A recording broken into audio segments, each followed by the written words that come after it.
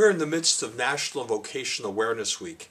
It's a wonderful opportunity to reflect on our own calls to follow Jesus and to think about the particular vocation that can and should mesh with our Christian vocation.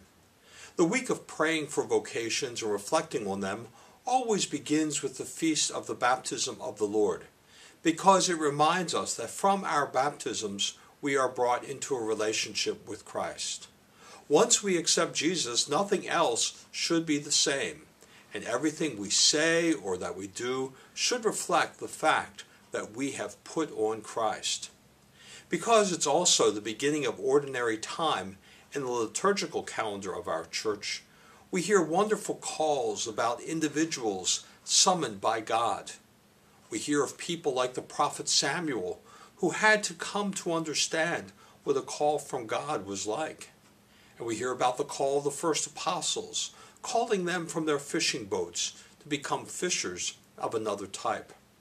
There are indeed many Christian vocations, like Christian marriage, the consecrated vow life, or the ordained life of a priest or deacon.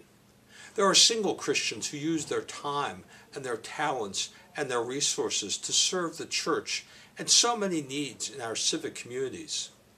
We look to people of every profession, and we hope they will bring their Christian values with them, doctors and teachers and attorneys and engineers and on and on. And sometimes there's a call within a call, even a dramatic one.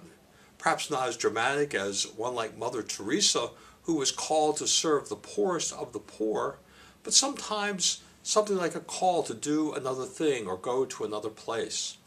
Certainly many priests and religious are a bit taken aback at times by different assignments they're asked to undertake, but then they come to love them. Often a vocational call takes us somewhere we would have never thought about going on our own, but it's the right place for us, and it's where God wants us to be. So this week, perhaps think about what God might be asking you to do, and so importantly, pray for vocations to church ministries, that those who are called to serve as sisters and as brothers, as deacons and priests, may respond with generosity and with enthusiasm. This is Father Donald at St. Clement Church in Rosedale. May the Lord's peace be yours.